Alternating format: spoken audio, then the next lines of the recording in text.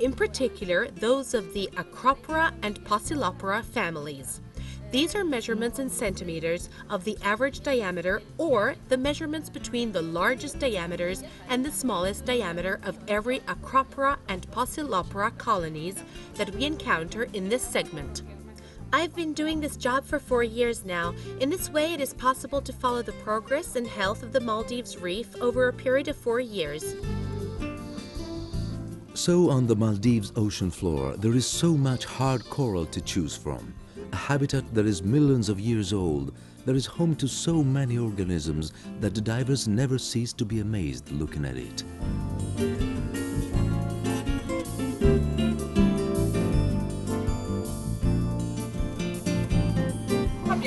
We also decided to organize this cruise for other guests, not only for the scientific team of professors and university students. So we now have other guests aboard. And during the cruise, the professors hold evening seminars talking about their work, the sea, and in particular, the Maldives, so as to give as much natural science information as possible to our guests. These guests are in fact very lucky. Not only do they get to lay in the sun, dive into the ocean, have some welcome massage and Ayurvedic treatments, but they can also obtain a lot of biological information that help to understand the ecosystem that they are visiting.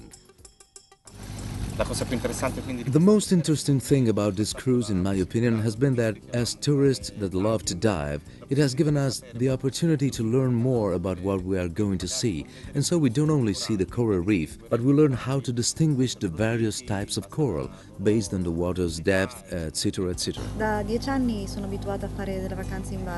For 10 years now, I've been taking my vacation on board a boat, and I really don't want to do it any other way, as I really live the sea in a special way. This year, the idea of a scientific cruise interested me because I think I can find out more about the formation of the islands and also be able to know more about the species that populate the sea, both flora and fauna, and I can have something more than just a relaxing holiday. I can be more informed.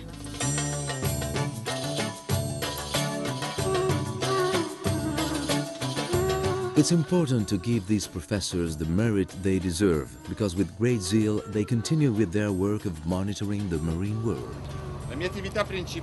My principal activity consists in counting what we call the recruits, that is young coral that has recently started to grow, and to see if the reef is really recovering. That is, if I find new coral, I fundamentally count these recruits at different sea depths, divided up between different types of coral, obviously. And so I pass all of my dive counting these things. I count them within a frame size of controlled dimensions so that I can return back to my calculations and my numbers in a precise area.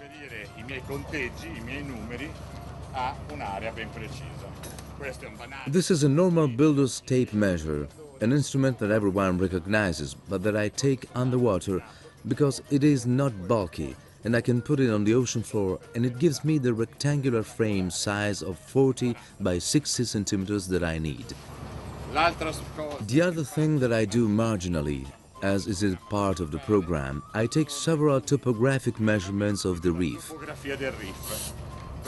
In order to do this, I need a simple blackboard on which I have made out a design on which to take the measurements. My measurements are the direction, the depth that I can measure with an old underwater computer, and the distance or the height that I measure with a portable underwater sonar that gives off a sonar band of 24 degrees, and it then tells me at what distance are the objects.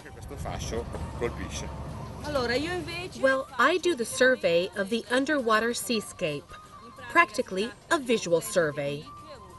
I use non-destructive methods to note the actual percentage of the covering of the ocean floor in different categories that are called growing forms, that is, different growth forms of the different ramifications and so on, so as to see how much, what it is, what has remained, eventually of the tridimensional substrata, and I survey the percent of the covering using a visible calculation of about 20 square meters.